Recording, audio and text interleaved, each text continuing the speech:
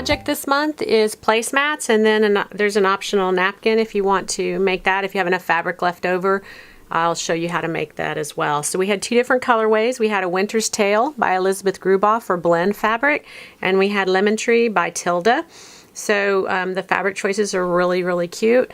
And in the Christmas colorway, you had this print, the deer, and then we had three different polka dots. We had the taupe one, a green one, and a red one. And so in the kit you had enough fabric that you could actually kind of pick and choose what fabrics you wanted to be the front and the back of the placemat. So on this one I put the blue fabric on the back and the deer on the front. But you also will get enough of the polka dot that if you don't want that print, you could actually put the polka dot either on the front or the back. You have enough fabric to make two placemats, and then you'll also have fabric left over. So it's one that you can just kind of have fun, see what you want to do with it.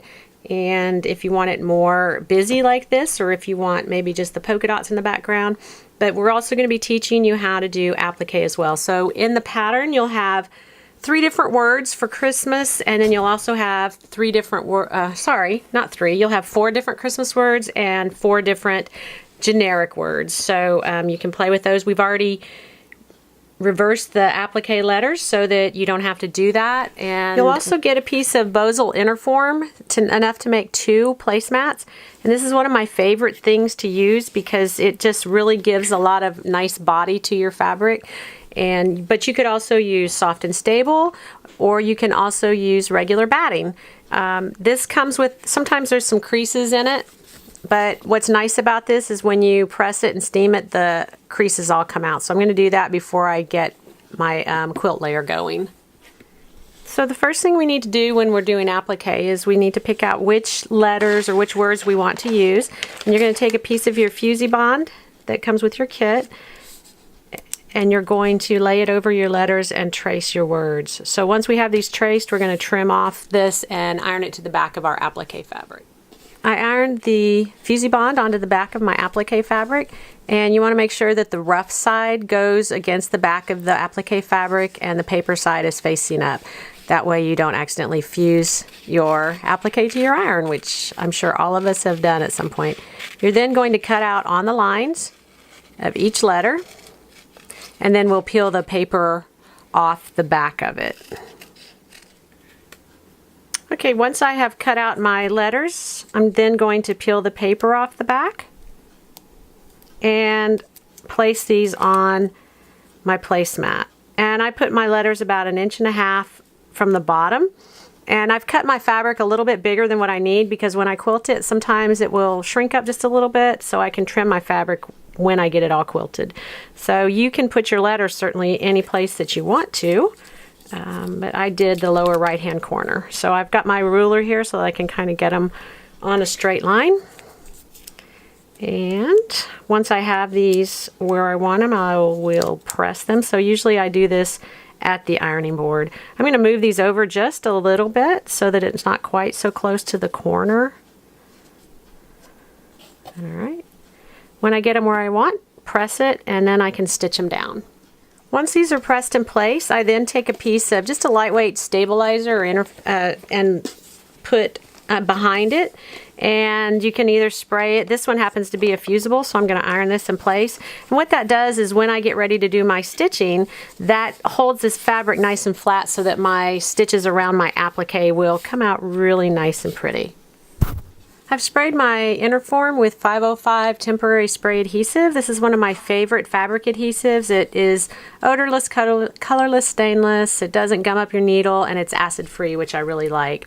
So I've sprayed that lightly just so that I can get my fabric to stick to it and keep it in place while I'm doing my quilting. So I'm going to lay my fabric over my Bosal. This is my back.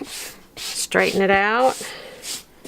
Then I'll turn it over and spray the other side, and we'll put the top on it. Okay, so I've sprayed the top. I've torn most of my stabilizer off the back of my applique, and then I'm going to stick this down on here as well. Once I have everything stuck down, if you don't have any spray, you can also use pins, safety pins, whatever you want, just enough to keep it all together while you're doing your quilting. Also, using a walking foot or an even feed foot really helps when you're doing your quilting. So I'm going to use a stitch on my machine. It is a utility stitch, and it is, hang on just a second. I don't know if you can see it. It's a serpentine stitch, and it is a stretch stitch on the machine, and it's really close together and really tiny. But if you lengthen it and widen it, it gives you this really nice wavy look. And so I'm going to do that. I'm going to mark my diagonal lines and do my stitching. Next, we're cutting our binding, and you can cut either 2 1/4 inch strips or 2 1/2 inch strips. Whatever you do, just be consistent. I usually do 2 1/4, but if you're new to binding, you might want to do 2 1/2 just to give you a little bit extra fabric there. So you cut your strips, and I think I needed 2 1/2, something like that, for one placemat, or maybe just one, I can't remember. But anyway, you're going to cut several, just follow the pattern. Then when you're sewing it together, you put them like this, so it forms a 90-degree angle, and we're going to sew on the diagonal. So you can, if you want, you can mark your diagonal on your fabric. It makes it a little bit easier to follow as you're stitching. So you're going to stitch like that, and then you're going to trim this excess off. This makes that seam less bulky when you're folding your fabric and putting it together. Now to put the binding on, we're going to turn our placemat over to the back, because we're going to sew it on the back, turn it to the front, and top stitch it down. If you want to hand stitch it, you can certainly sew it to the front, flip it over to the back, but this is a quick, easy way to do it. I also double check when I'm putting this around that I make sure that I don't have any seam lines that are going to hit right in the corner, so I double check on that. I'm going to leave a big tail here that I'll cut off later, but it just gives me plenty of fabric to play with later on. And then I'm going to put these together with the raw edges all together and clip them. When I get to the corner, I'm going to sew to the corner, and then I'm going to flip this back on itself so that that forms a 45-degree angle here. Let me zoom in real quick and see if we can get a better look at that. So we'll do a 45-degree angle here, and then this is going to be straight with the side of the placemat. Then you're going to flip this back on itself, so you're covering up that angle, and now you have a 90-degree. So let me put a clip on that to hold it in place. You're going to be sewing this down with a 1/4 inch seam allowance, and I recommend continuing using your walking foot or your dual feed foot. And so I'll do that at every single corner. So when I get ready to sew this, I'm going to sew down to a 1/4 inch before I get to the end. Then I'm going to flip this, and then I'll sew straight down like that. So you'll do each corner like that. When you get to this corner, the last corner, you're going to stop after you've sewn about 2 inches past the corner, and I'll show you how to join the edges together so that you get a nice, neat look. So I've sewn to with about a 1/4 inch of this corner here. So I stopped, cut my thread, and now I'm flipping my fabric over, creating that 45-degree edge, and then I'm going to flip this back on itself.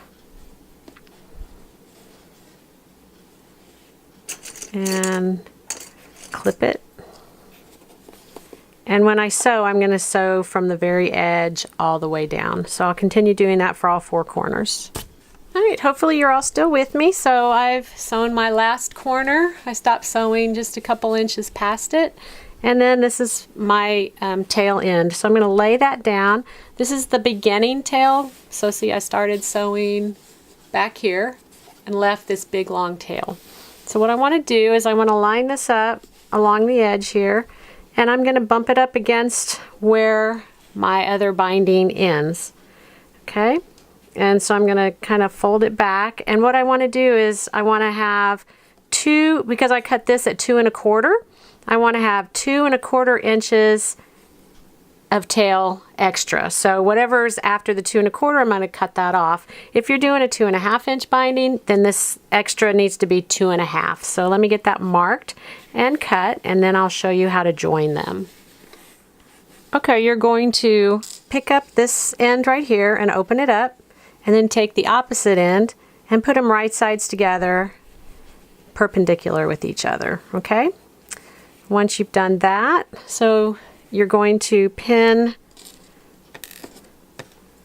this corner over here. Well, it's kind of hard to do on the camera. Hang on. It's kind of awkward, but I love how this turns out because it's really, you don't even see where you started and ended, honestly. And then we're going to pin this corner over here. Now if you want, you can lay this down and draw a diagonal from this first corner over to this corner, and then you're going to sew that diagonal right there. Once you have it sewn together, you're going to trim the excess off, and then you'll press it and see how it just lays down nice and flat there, and you'll sew the rest of this. So let me get that pressed and sewn, and then we'll finish it off. Alright, so we finished our placemats. Now we want to do a napkin. So you cut about an 18-inch square. This one I'm doing as a luncheon size, which is a 14-inch square. And so there's several ways you can do it. The one that I'm going to do today is I'm going to press under 1/4 of an inch and then press again and then top stitch it down. And so I'll do that for every side. It's super easy. The other thing you can do is if you have a serger, you can simply do a rolled hem all the way around the napkin. There's also a roll hem foot for your sewing machine that you can use as well. Alright, so we have our finished placemat and our finished napkin with the folded under edges, and that is our project for this month.